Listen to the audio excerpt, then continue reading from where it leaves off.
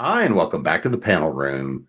I'm your host, Jim Nettles, and tonight we are diving deep into a very special period, the Regency and the Regency romance. So before we dive into the salacious activities, let's see who all is coming to bring in a few tales of their own. So Wendy, you're up first. Hi, everyone. My name is Wendy Van Camp, and I am the Poet Laureate for the city of Anaheim, California. I am a speculative poet. I'm also an illustrator and, of course, an author. Now, while I do write a lot of science fiction, my very first book is a Regency romance based off of Jane Austen's book, Persuasion. So I am really delighted to be here on this panel, and I look forward to talking lots of Regency. Deb? Hey, I'm Deb Marlowe. I write Regency historical romance and Victorian historical mysteries, and I'm thrilled to be here. I'm a Golden Heart winner, Rita nominee, USA Today bestseller, have lots of Regency books. It's my favorite time period. I can't wait to get down with it. Hildie? Hi, everybody. I'm USA Today bestselling author Hildie McQueen, and I write Scotland. So I have a series in both medieval and Regency period. So I am about to start my fourth series that takes place on the with Clan Ross, whether on mainland Scotland or the Isles off the coast. Nancy?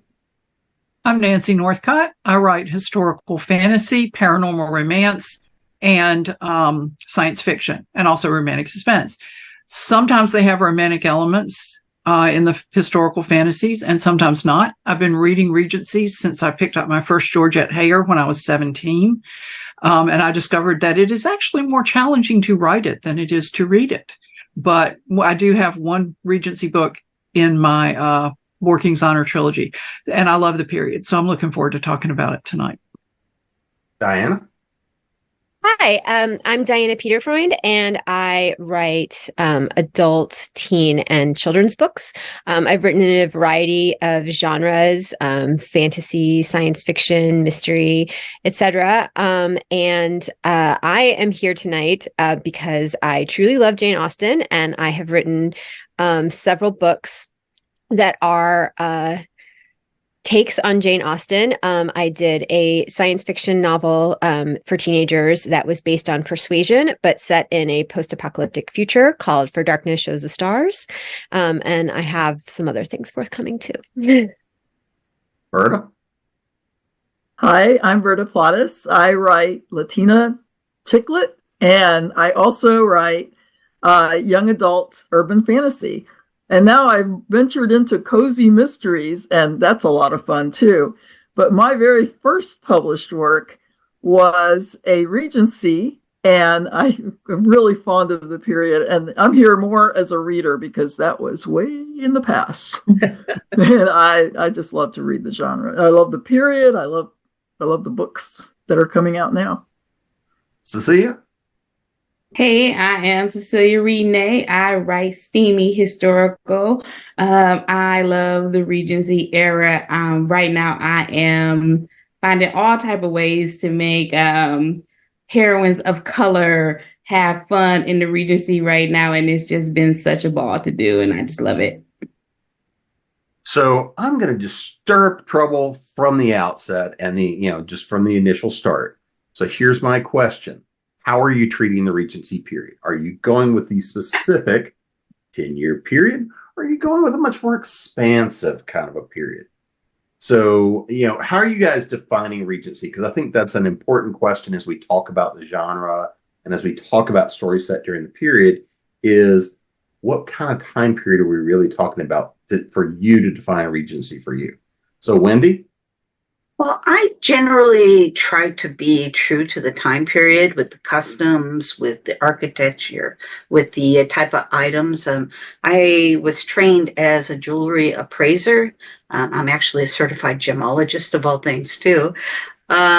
And one of the periods that we were trained in is the Regency period. And so I like to bring those kind of things that I learned from that point into my books.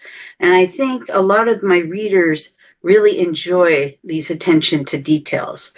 But I like to kind of keep true to the time period. I like to display how customs were.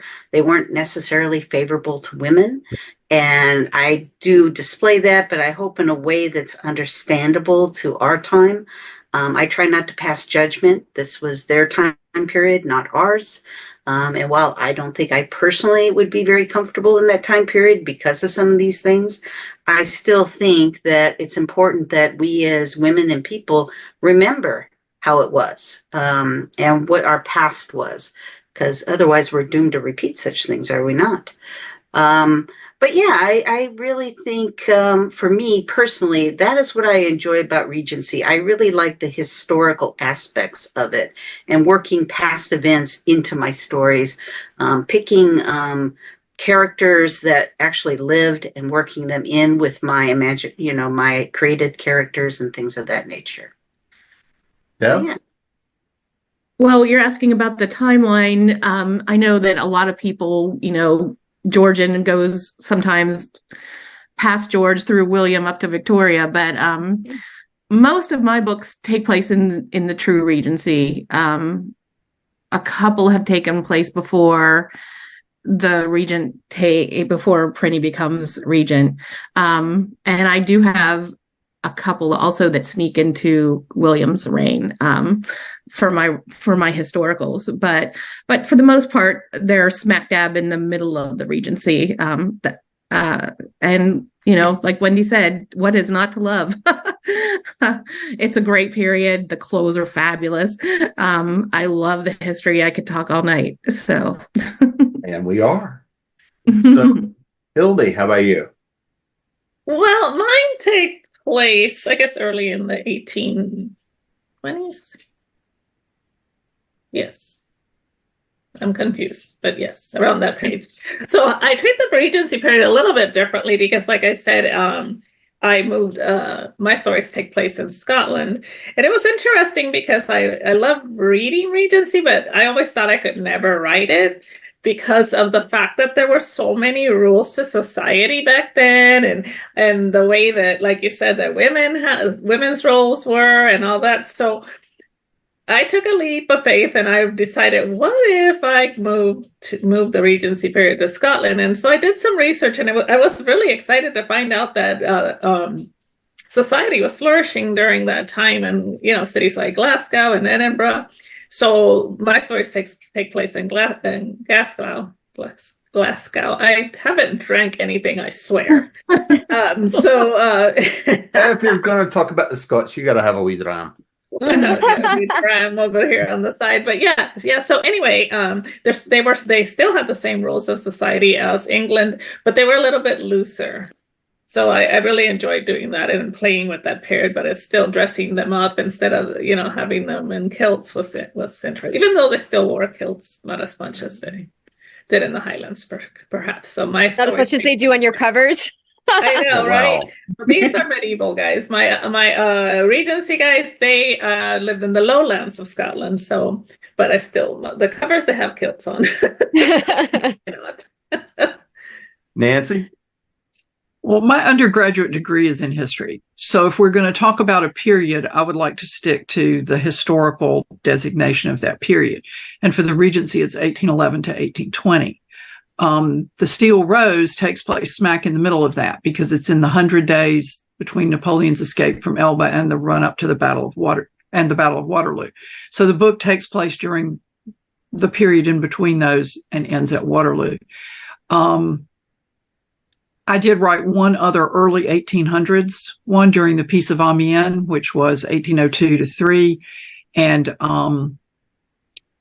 I kind of used Regency clothes and customs, but I didn't call it the Regency because technically it wasn't. Mm-hmm. And, as others have said, it was a period of elaborate manners and social customs. And the deeper I got into it, the more I began to feel like, oh my goodness, what have I bitten off? Because it's one thing to read it And it's another thing to have to put it on the paper and have it accurate. So I did a lot of research to do this because my favorite period is medieval. If I'm just going to pick up a book on history, it's going to be medieval history. And so I learned a lot from it. And I was, as Wendy said, very glad not to be living in that period because it was so restrictive for women. But I sort of think, for me, if I'm going to call a book a Regency, it needs to be set in that time period, and the behavior of the people needs to be more or less true to the ways people would have behaved then. And I'm very grateful to the author who has written scads of Regencies and helped me with it. It's like, would they do this? No, let's do it this way. Really, really helpful. So I guess that's kind of a rambling answer to your question. Diana? No, actually, I love what Nancy said because I think that, I love reading Regency novels, and some of them are really historically accurate, like Nancy's, and then some of them are more like Bridgerton, or something. And it's like, it's there for like the pretty costumes, and it doesn't necessarily, it isn't exactly Regency. It's like more Victorian and like they're Moors and things like that. But it's fun for a different reason. Because I think like different readers are coming to these books wanting something different out of it. And there's a large, there's so many options, and they can kind of like, pick and choose what they want. Because I think a lot of readers, we're talking about 21st century readers, and some of them are coming from their Regency is the one that was imagined by Georgette Heyer, right? And then there are other readers who their Regency was the one that was lived by Jane Austen. And those are different things. And there are other people who are students of history, like Nancy, right? So there's all these kind of different ideas, and there are people who will get really angry at you if your book is presenting a Regency that's not like Georgette Heyer's Regency, and you're like, but she was wrong. Like, that's not, how it was, or something like that. And like that's sort of the arguments for the Goodreads pages. Like, don't go, don't go there, and just kind of like write the books, for the readers that want to be there. I don't really have a dog in this fight because my books use those manners and like the heavy social expectations, and aren't set in the Regency at all. They're set in like a sci-fi future. But I really loved digging into that and kind of playing with how some things change and then some things don't change or can be reinvented in an entirely different world. When I was in high school, the Clueless movie came out, which is, like a modern 90s take on Emma by Jane Austen. And it was amazing to see how well so many of the things translated, because that is a story about class issues. And you think to yourself, well, we don't have those. Well, it turns out we do. It's still very much in evidence. Berta? Well, I grew up reading Georgette Heyer, but that spurred me to find out what was really going on. So found myself reading Fanny Burney's letters and talking to people who were costumers, and I became a costumer too, and more medieval. But I then joined the International Costumers Guild, and they do very period perfect kind of things and have challenges, and that's a lot of fun. And then they go on a wild hare, and we presented, the group that I was with presented, we called it Jane Austen City Limits. So it was sort of a country western Jane Austen, and my reticule was a little woolen skillet with fried eggs and bacon on it. And my clocked stockings had roosters on them because they were clucks on their clocks. So, so they have a lot of fun, and they mix it up. And I think that that's the way literature is now. It's a big mix up of stuff. I love how a lot of authors have to take you away from that big mannerist kind of reading, have gone to the tradespeople, and they're writing stories about regular working class people and what life was like for them. That's thrilling to read, and stories that were set in the Regency, but in other countries, and like in the colonies and the islands, and there's just great stuff out there now. It's a thrill. Cecilia, how about you? I write mostly between 1815, and then I kind of skirt and get up into the 1824. I think my most recent book is like 1823, 24.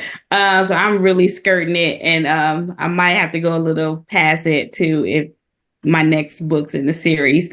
And I've been incorporating a lot of biopic characters or African American characters, and it's just it's kind of freeing, because at first I was very scared to write it, and I was very scared to add them, and I thought that they weren't there. And as you see, my first two books are Caucasians, so I was really afraid. And then about last year or 2 years ago, me and Hildie was in Regency in Color, multi-author compilation, and I wrote my first book with a Black heroine, and it was like the doors opened up, and I was so excited. And since then I've been doing a lot of novellas lately, and every heroine, just about except for like one, every heroine in my novellas have been a heroine of color, and I'm trying to make that a thing with me. And then my book 4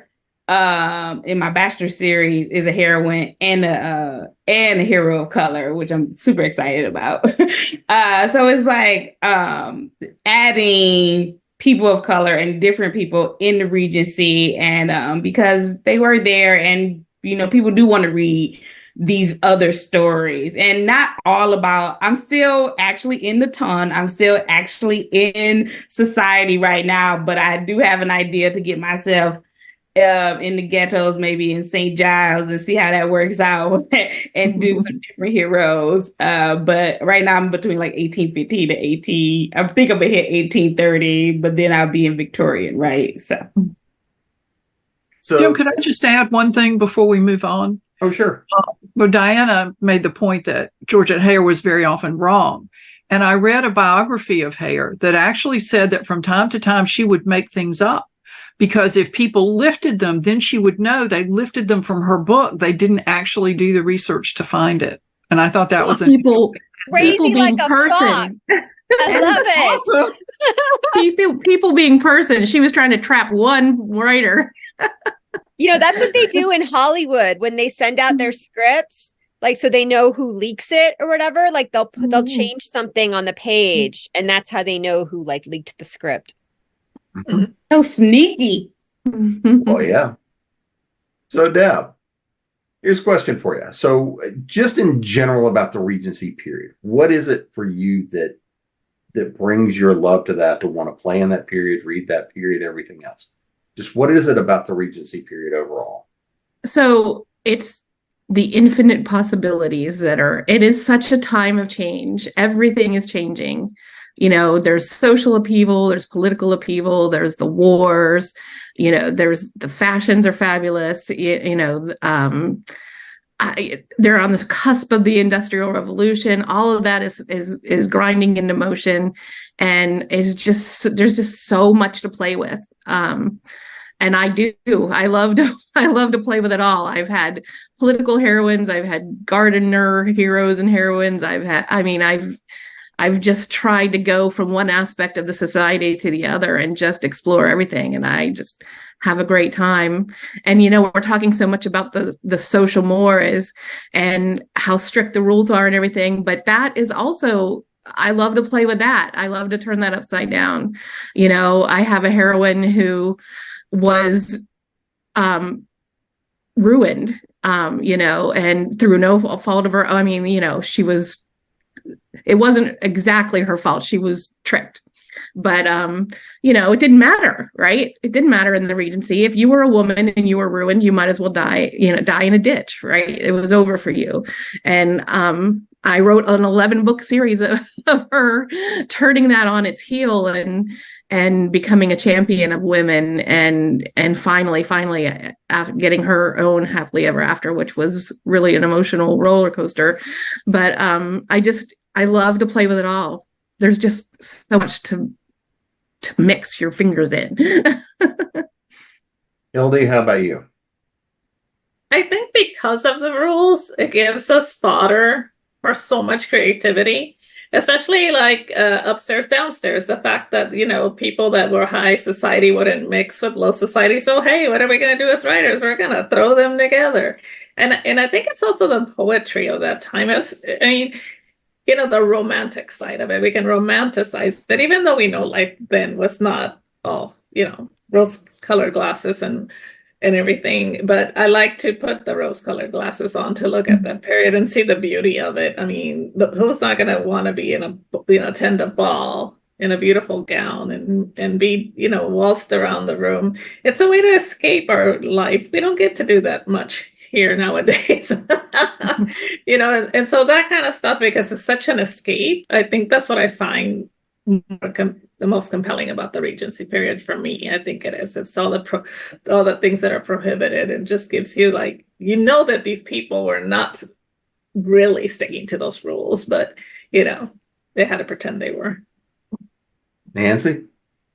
As a reader, I really like the escapism. My first hair was Regency Buck. And when I look back on that book as an adult, I see it's a little problematic in certain ways.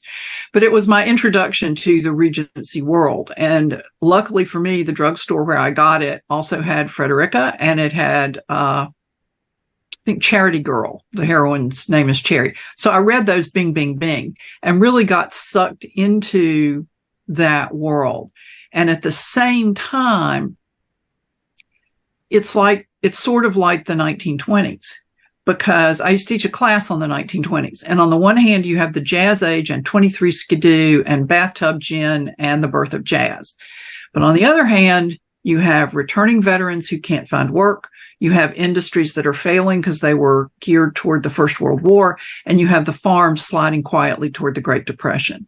And so it's an era with a lot of range. Personally, the one book that I wrote is With the Ton and the Nobility, because all three books in the trilogy are. But I like to read the books that go beyond that and to look at the social change and the social circumstances. And yeah, pretty dresses don't hurt. But it's kind of, if you write a Regency that really has detailed world building, it's as detailed as any science fiction novel in terms of the level of depth that you go to in it. And I think that's one thing I like about it. I tend to read more of the books that weave the history in, and fewer of the books that center mainly on the relationship and there's a little bit of history here and there. That's just my personal taste.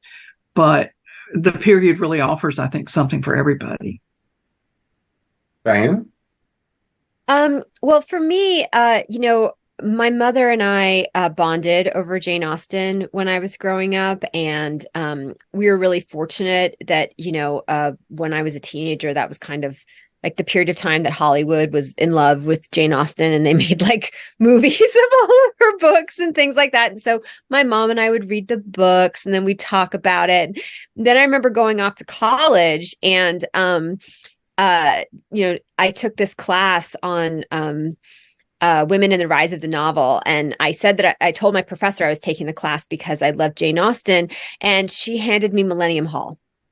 And it was a real wake-up call, because it was it was kind of what Deb was talking about like the idea of these women, if they didn't get sort of the happy endings that Austen would pull out for these women who were kind of living on the edges of society, right? Like if they did end up with the Wickhams and the Willoughbys and et cetera of the world, or if they were the people who ended up ruined, and like what kind of life could they expect? And Millennium Hall is, a beautifully utopian novel in a lot of ways, because they did get this manor house to themselves and stuff, but they really did have to go through a lot. And so I really love the fact that so many Regencies now are not necessarily about the dukes and the lords and the viscounts and things like that, that so many are exploring the tradesmen or, you know, the people who are living on the outskirts of society, or the people who are coming in from the islands and maybe had a very different experience that wasn't all balls and things like that. And so, you know, I really love those storylines too, because, you know, my eyes are really open to the fact that beneath the gardens and the manors, there's a lot of very interesting things going on. When my like Jane Austen book came out, you know, because I was writing for teenagers, I would meet with a lot of parents and librarians who'd be like, well, we know because it's Jane Austen that it's clean. And I was like, what Jane Austen were you reading? You know, there's illegitimate children and duels and affairs and like all kinds of things going on. What do you think Lydia and Wickham were up to? Right, exactly. You know, like what do you think Maria Bertram and Henry Crawford were up to? Like there's a lot of stuff going on there. And I think that maybe people aren't necessarily you know, like paying attention to it because like they only think about the balls. They don't think about sort of the rest of the story. And you know, we talked about the romance, we talked about the society, but like again, I feel like I'm like Georgette High or whatever, Jane Austen, because it's just so funny, like so funny and so biting. The language. I mean, I just reread Emma over the break, and I couldn't stop laughing. It's hilarious. She's so mean. Love it. And her characters are just so real. Like, oh, they're so good. Like even the ridiculous ones are like, oh my gosh, yes. Yeah, they're ridiculous. Mr. Collins.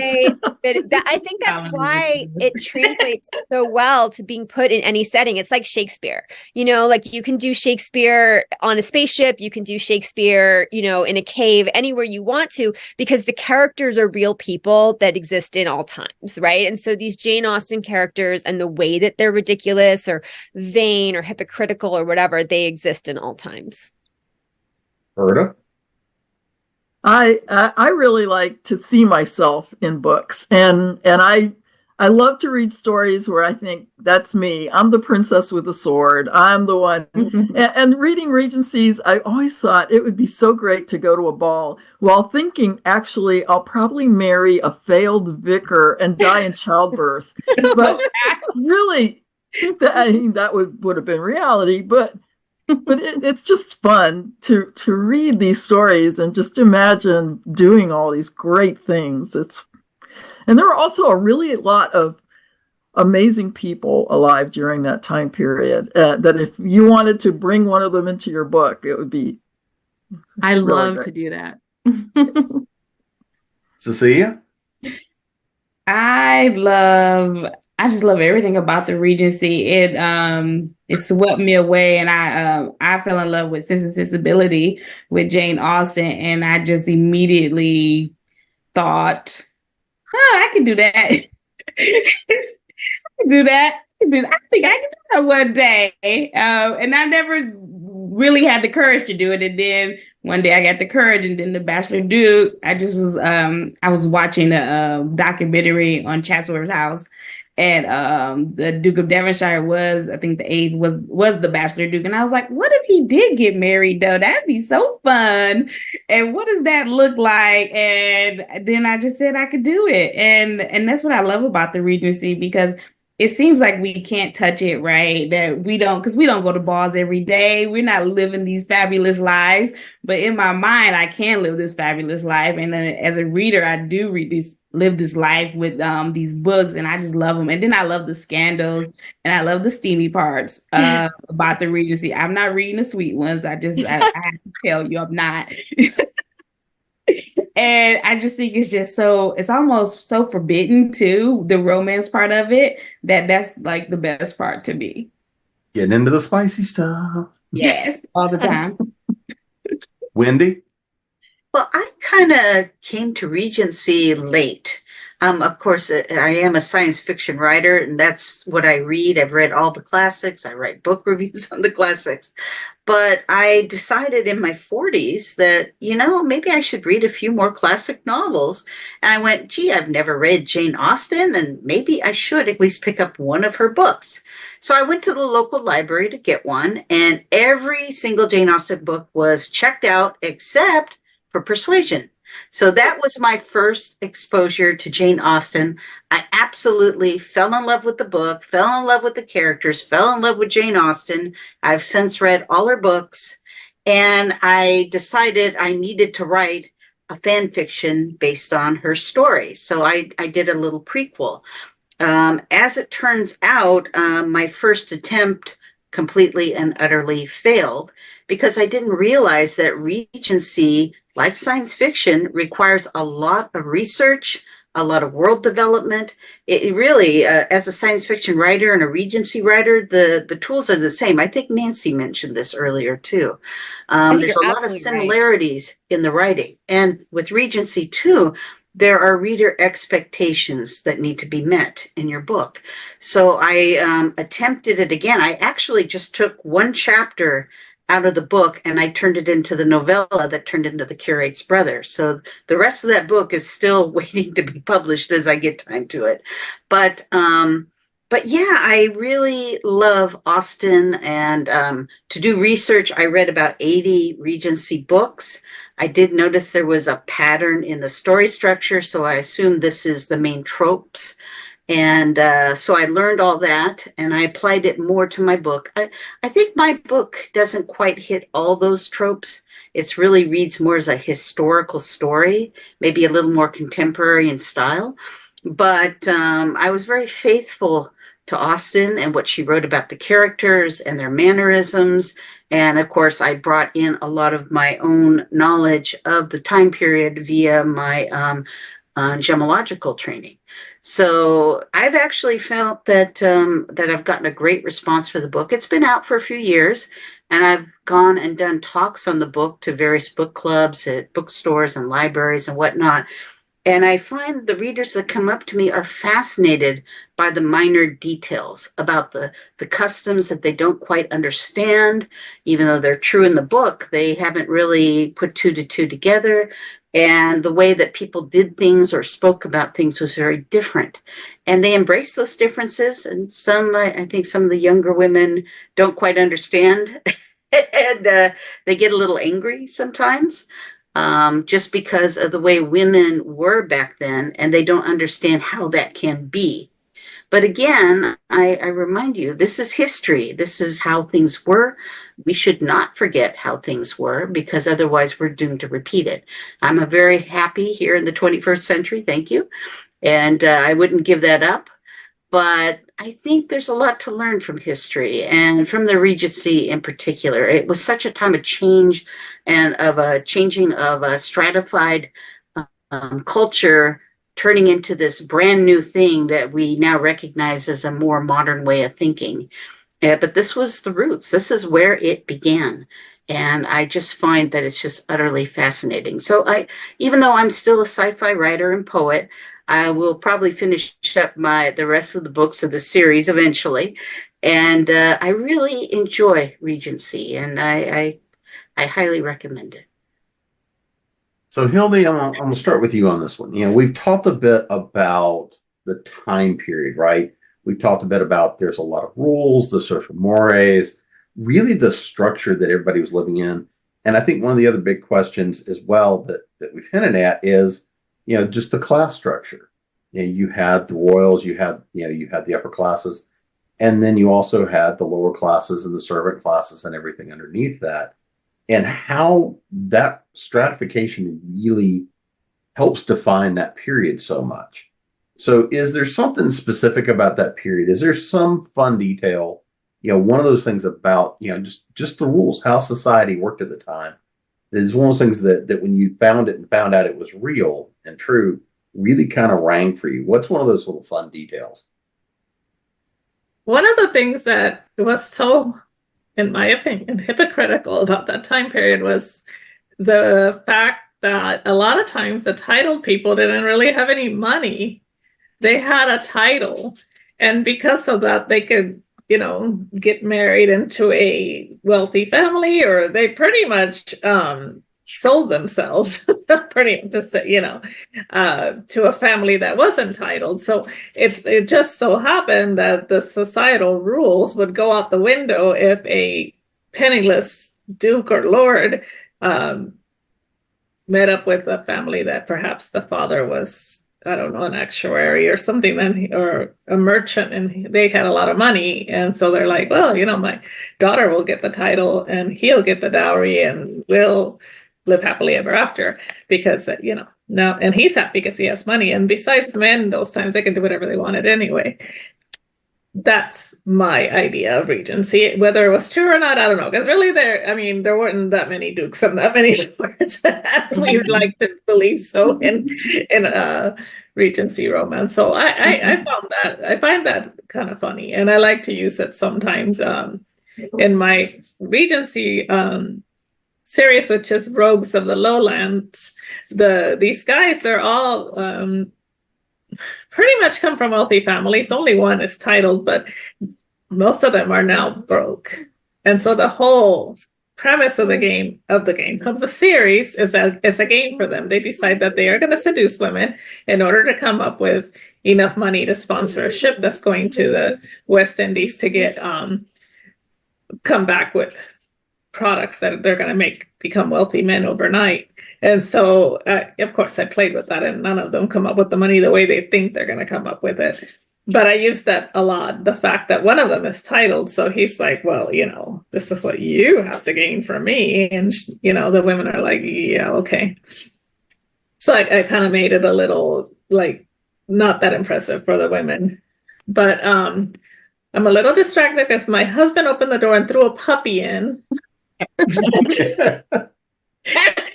Like, pick me up. I'm like, what am I talking about? Okay, sorry. He's not a Regency puppy. He's a modern day puppy. But yeah, I like playing with those kind of things of the way that society was. I don't really, unlike some of you, I'm not as researched in that period, because I stick to medieval times because it's so much easier. Regency is, I admire people that write nothing but Regency. Deb, oh my God, and Cecilia, you guys rock, because that has to be one of the hardest genres to write, in my opinion. I can throw these. Yeah, these guys grab a sword and go kick butt and slay people, and and I don't have to worry about so much of the society rules. And I guess that's why I don't really play by the rules. I remember I wrote a Regency for a anthology. I don't know if any of you guys were in it, where it was part of a Lion's Den or something with Catherine Levesque and Eliza Knight or somebody. We were doing this, and it was my first time writing Regency, and I was in the middle of a book. I just wanted to throw in the towel because I had to keep stopping and going and doing research. And of all the things, I was so proud of myself when the book was done, all 25,000 words.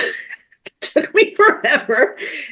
I was so proud. I'm like, okay, I know that I stuck to the rules. I researched every step of the way. And a reader dings me because of the sleeves of the wedding dress in the very last chapter. They will get you. But I went and researched that wedding dress. And I'm like, what? But I had historical pictures. And it's a time when you want to go to the reader and go, oh, I have evidence. But yeah, sometimes you have to. I think it's okay. Shonda Rhimes put Kate Sharman, like a Victoria's Secret push-up bra in the last Bridgerton. Like, it's fine. It's fine. I know, it's fine. She's like, they did not have those kind of sleeves. And I was like, really? I have a picture of an actual bride from 1830 or whatever. But anyway, yeah, it's a hard period to write. But then, because we're fiction writers, we can turn it on its head. Nancy, how about you? Well, what rang for me about the period, and always had as I've read it, and especially as I've gotten older and got a job and had an adult life in the workplace, is that really things were just as stacked in favor of men then as they are now. The clubs in St. James's were where the decisions were made. Then everybody else had to implement that. And the class system, as I think it might have been either Hildie or Diana said, apologies if I've got it wrong, it's important to be a duke. And it is, you get born into this stratum of society that you did nothing to earn, and yet everybody kowtows to you.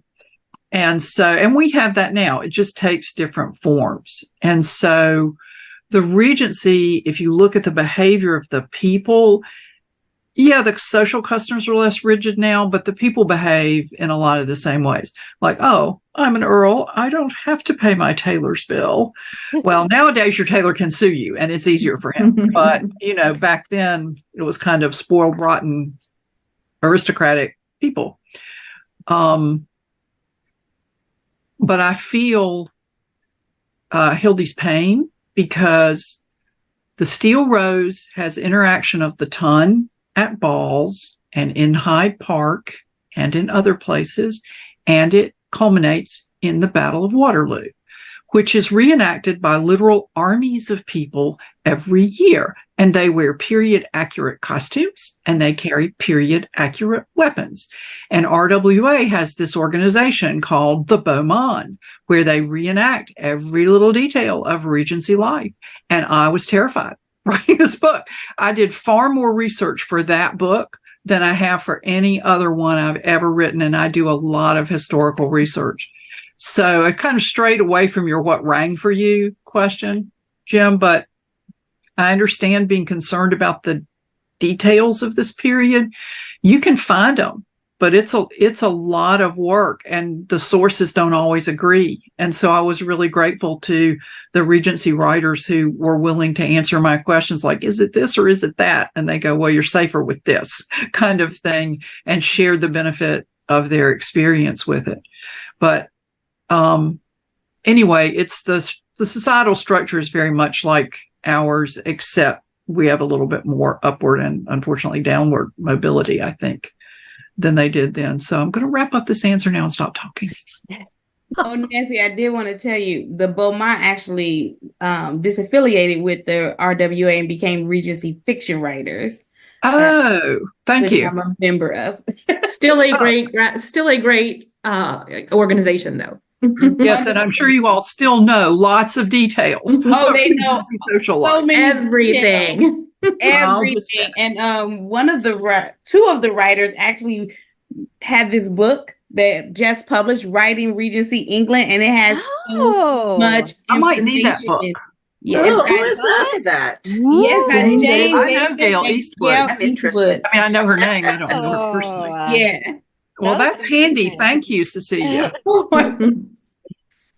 Pull up a research book and everybody goes, ooh. I know. Our attention. All of our faces go into the screen. So Diana, what is it for you? What's one of those little fun things? Well, my quick answer, because I was just thinking about this today, is I love that you could choose not to be home. It reminds me of like modern day screening phone calls. Like you could just be like not home. You could just like, no, I'm not here. I'm not here for this person. I'm not here for that person. I was just thinking today about how I would love it if I was like not home to people sometimes. Or if you could turn your phone to not at home. Not at home. But just to follow along, I know that I was making fun of Bridgerton, but like I do love it, and I definitely watch it the way that like my father watches the Super Bowl, because sometimes I like yelling at the screen like that wouldn't happen, or that's a bra, or whatever. Because I do know so much about it. And then on the flip side of that, when the people who make the shows and the movies really do care about the details, like the recent Emma adaptation with Anya Taylor-Joy, where so many of the costumes were actual recreations of gowns that are in like the Victoria and Albert Museum, or the hairdo. There's this one scene where Mrs. Elton is wearing the most ridiculous hairdo that was like actually taken right out of a fashion plate. And it gives me like this little like frisson of joy that they actually cared, so much to put those details in. But yeah, mostly I think I just want to not be home to anybody who's made me upset.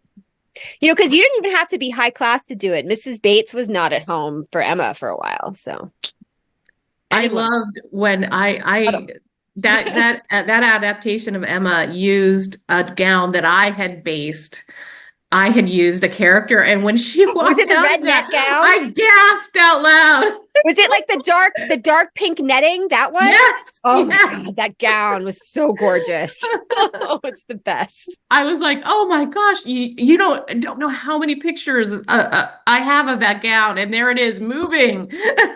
It's so pretty. It's so pretty. I mean, they really cared. The pin tucks on all of her Spencers. Oh my God. Mhm. We could have a whole panel about the costumes on that show.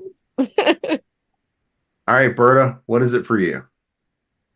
Oh, there's so many things. I think the food is fascinating because they would have these breakfasts that I was like, what is that? I finally got to taste a kipper. Do not recommend. It was, but also the caps, you know, that the thing that married women had to wear caps but the caps were like these ridiculous frothy, all these lace and ruffle things. I want some caps. I may have made myself some caps. Yeah. And Berta, have you ever tried milk punch? no, I have not had milk. I've had syllabub. Oh, Syllabub's you know where they have delicious. great syllabub? In the taverns in Williamsburg, Virginia. Williamsburg is a fun place. But yeah, that's just the daily life. Social history is a big thing I love. So yeah, the food, the clothes, nice. Cecilia, how about you? What's one of those little fun facts that you pull out? Oh, I love that you couldn't like dance with the same person more than once. I think that's just so amazing because I would like dance with the same person and then we'd probably have to end up getting married. And I love that, and I use it a lot actually to like cause a scandal or have somebody whisper and then get somebody together. And I just love all the courting and being with somebody and being engaged or betrothed to someone. I love all that. I just finished a novella where the guy was his father actually created a betrothal contract with his best friend, and the boy was 10 at the time and the girl was an infant. And then years later, he's like, I'm not marrying her. He ended it. And I was rereading, I just laughed every time. And I'm like, it would be cute if she was the heroine, but she wasn't. So I'm like, but I just love like all of the betrothal, the balls, the dancing, not being allowed to do certain things at a ball. Because I just want my girls to go wild, of course.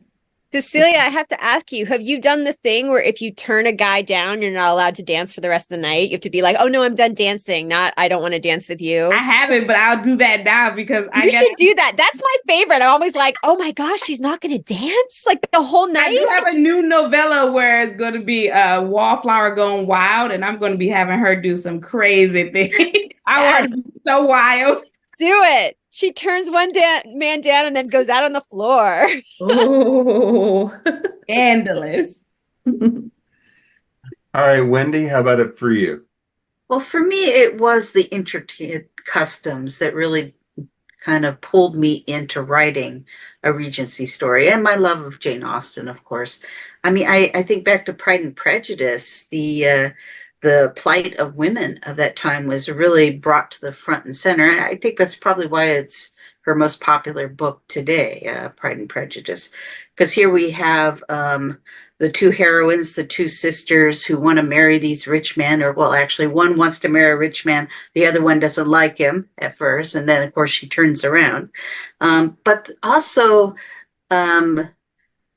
I liked the way that she was constantly being proposed to by these men, and she kept turning them down because she didn't love them.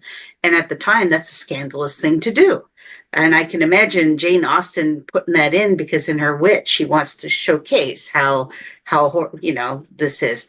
And then we have the example of her best friend, Charlotte, who marries the ridiculous curate just because she's getting old. Heaven forbid she's 27 and not married. She's on the shelf. But she decides to marry a man who she finds ridiculous and unattractive and doesn't like it.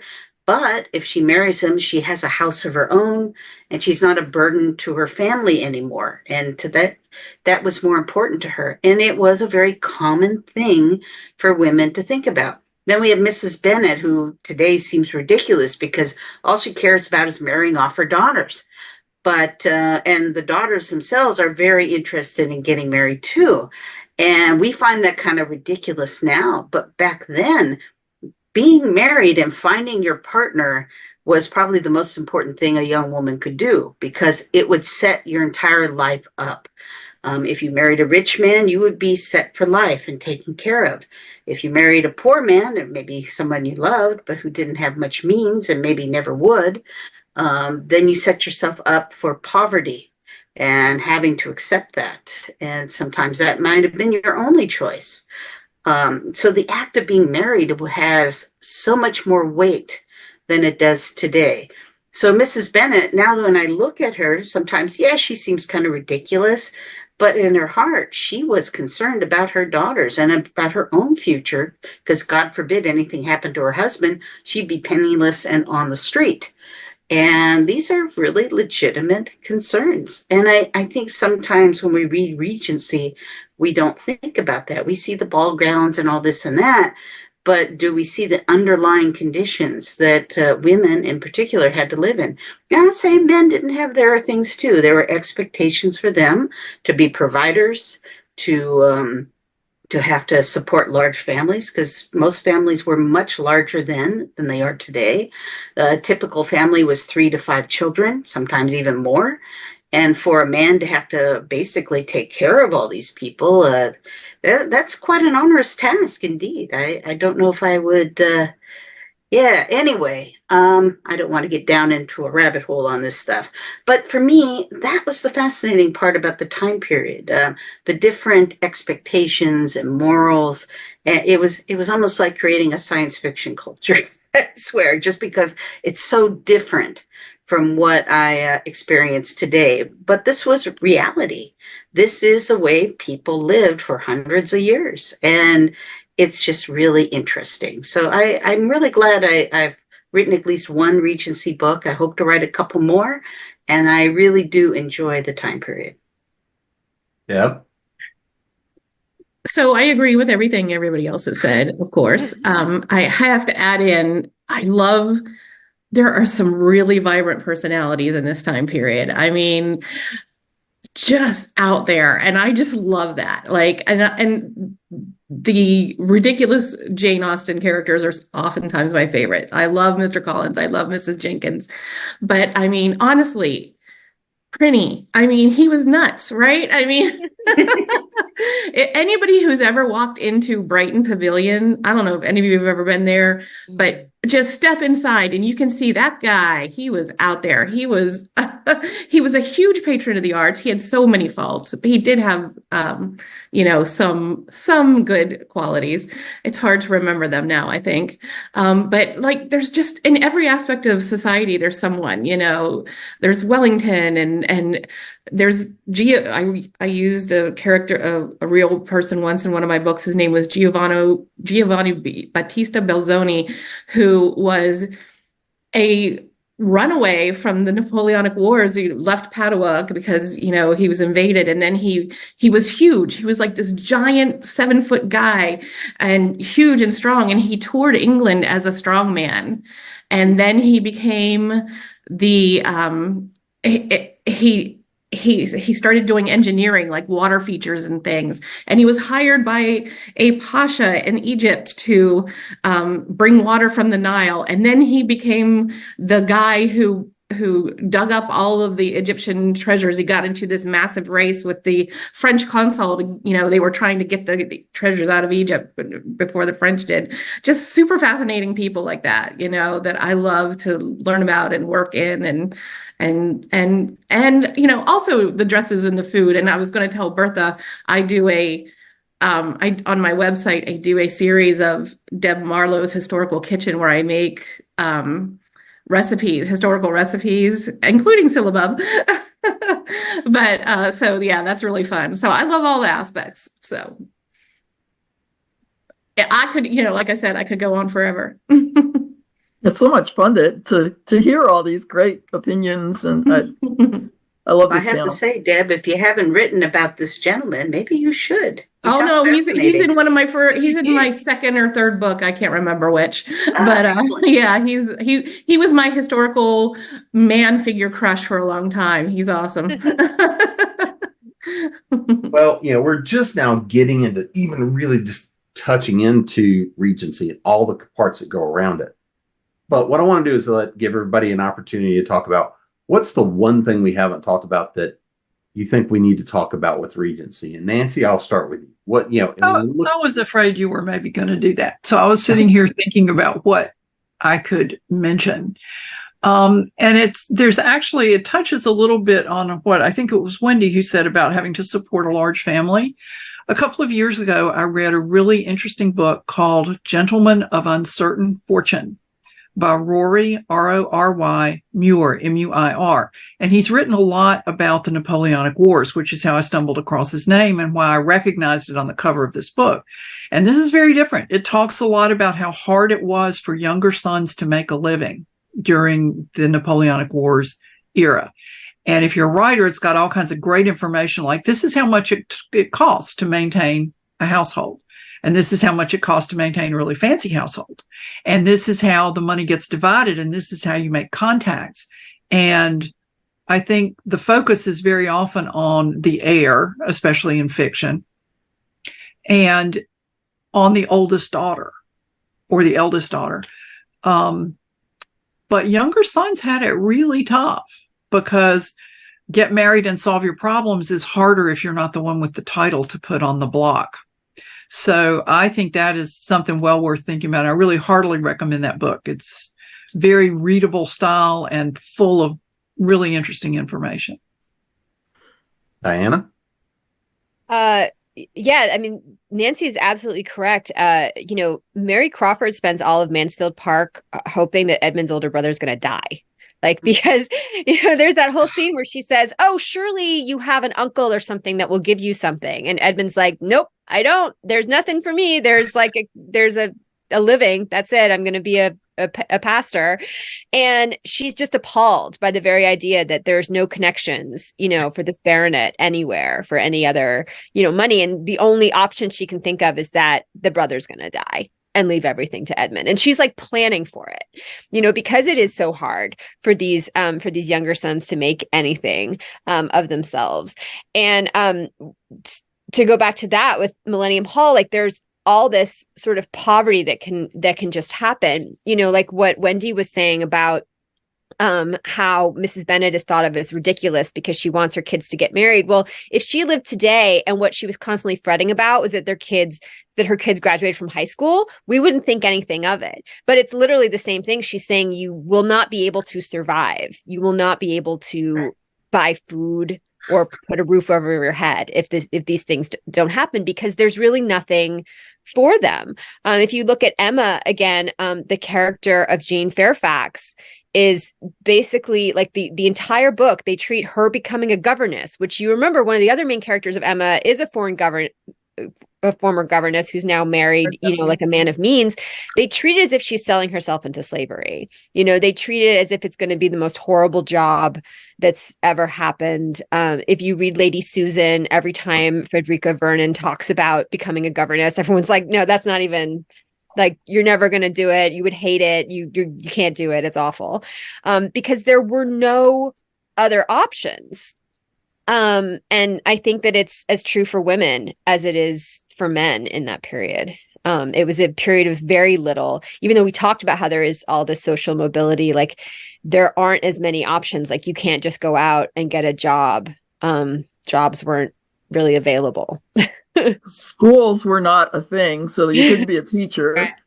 Well, nurses were like, not they were frowned upon. Well, that's why a lot of these younger sons ended up in the military and died there. I mean, they really had no other choice. If at least they came from a well-to-do family, they could buy a commission and go in as officers. But that wasn't an option for a lot of them. I mean, if you think about it, the English Navy basically had indentured servants doing the all the stuff below decks, and they were there for decades sometimes. I mean, until they just died on the job. It was not a very romantic life. And I think there was some biological research done that showed that during that time period, 80% of women had children, but only 35% of men had children in the genetic pool. And I think it's because so many of them were sent off to war to die, and they were the younger sons. So I'm sorry, it's probably a little off. No, that's fascinating. That's really interesting. It's all about the culture and also have they to think, dealt with this kind of stuff. All of the clergy who were younger sons did not have a true calling, so it must have been boring beyond boredom to go to church and listen to somebody drone on and on about something that they did not care for. So, Berta, what else do you think about that we need to mention from the Regency period? There's a lot of things probably that will occur to me the minute this panel is over. That's the rule. And then Deb won the F word, so I can't say it. Oh, I forgot about it. Thank you, Berta. You can insert it at another time. Okay. So, Cecilia, how about you? What's something we need to throw in here as well? I do have that book Nancy was mentioning, The Gentleman of a Uncertain Fortune, but I also have Children of an Uncertain Fortune about mixed race Jamaicans in Britain and the Atlantic family, 1733 to 1833. And I think when we talk about the Regency, a lot of times we don't speak about the people of color that were there, not just Black, but Latinos. And I also have a book that there was a group of Muslim students there as well that came and went to school there, and then they became a part of the culture there. And so I think there's a whole nother side of the Regency that's outside of the ballroom, and that we gotta also explore as well. And don't forget, a lot of these gentlemen, they did have plantations in the Caribbean, and then they had these children, and they would bring these kids back to England to be educated, and then those children would weave themselves into society as well. So that's a whole another topic that I think is worth exploring. Mm-hmm. Wendy? Oh, I'm sorry. I think I forgot the question. I've been Well, so is there fascinated. anything else is there anything else you think we ought to mention about the Regency period that we haven't touched on? Well, I was going to bring up about what we've been discussing, so that kind of precluded that. I don't know. I think I'd actually like to talk a little bit about the military aspect. So we haven't really touched on that too much. We've talked more about the ballrooms and the ton and things like that. But during this time period with the Napoleonic Wars going on, I mean, there were battles going on the peninsula. There were battles going on the sea. The British Navy had even blockaded the United States during the Americas at that time. It really affected us here in the USA. It was really a huge conflict. And there's a lot to be written about. I actually enjoy books called, I don't know if you've heard of Master and Commander. Mm-hmm. Those kind of things, they took place during that time period as well. And the ships, they all considered themselves as England, wherever they were in the world. They could be in Australia, they could be going around the Cape of Africa, it didn't matter. Their ship was England. And it's an interesting way to look at the world, the colonialism that they espoused. They felt that they were bringing their culture and they were superior to others, which, no, they're just different. But it's an interesting thing to write about and to read about. So I've actually been a big fan of the Regency military novels too. And there's a couple of good authors that do this kind of thing that are well known. And of course, there was the movie with Russell Crowe, The Master and Commander, which I think really touched on it really well in film format. Big fan of Andy Weir as a director too. But yeah, I guess we'll go there. Deb? There's a lot of dark aspects to the Regency. I mean, you talk about the military, just the way the veterans were treated when they returned from the Napoleonic Wars was really shameful. Women were not well treated. Although, what's funny is, we talk about the debutantes and those girls having no power, but outside of high society, women held, owned businesses, ran companies. It's part of Romancelandia that's out there now that isn't really explored a lot. But women did have some things going for them, although not a lot. I mean, there was the bad side of it too. I mean, there was so much poverty, especially in London, any of the rookeries. I mean, just shameful how people lived, and children were left to starve and run wild in the streets. And women were treated as property a lot, and from one end of society to the other. I wrote a book based on I don't know if you've ever heard of the Harris Guide to Covent Garden Ladies, which was an actual publication that came out for 40 some years. And it was a list of all the prostitutes in London and what they looked like and what their specialties were. And the men lined up to buy it. So, I mean, there are many wonderful and many terrible things about the period. And I think that's one of the reasons why it provides so much good story fodder. So I think that's the difference between us historical Regency and the romance writer Regency. I think we really do hit different aspects of the time period.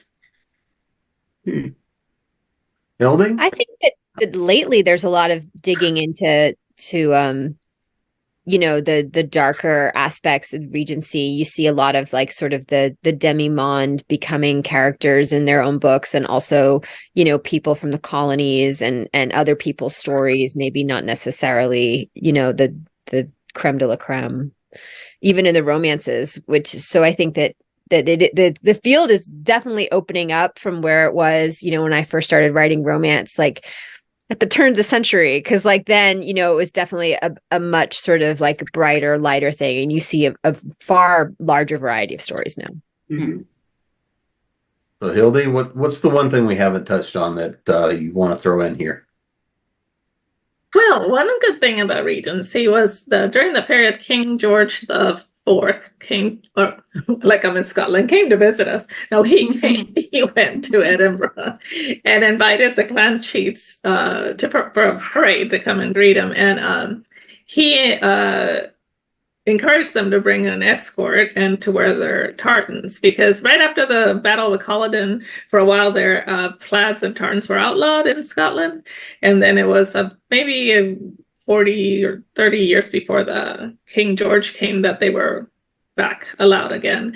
And because of that parade and the clans proudly wearing the tartans, that they became popular again in Scotland. So that was something that I thought was really interesting that happened during the Regency period. And also the fact that it comes up a lot in English Regency that people ran away to Scotland to get married because they didn't have to read banns, and then women could get married at 16 without parental consent. So we didn't touch on that, but yeah, Scotland was a place to come and get married. Come on, marry whoever you want. Like Vegas now. Yeah. It was the Vegas of the Regency period. I actually have a couple doing that in running to Scotland. Gretna Green, where all the blacksmiths were. You can still get married over the anvil in Gretna Green. Yeah, I was there about a few years ago. I went there, and it was cool to have all the anvils, and they had like little wedding chapels with an anvil there. And wow, it's just like Vegas. Yeah, it was really, really cool. It is, it's Vegas. Yeah. Without Elvis.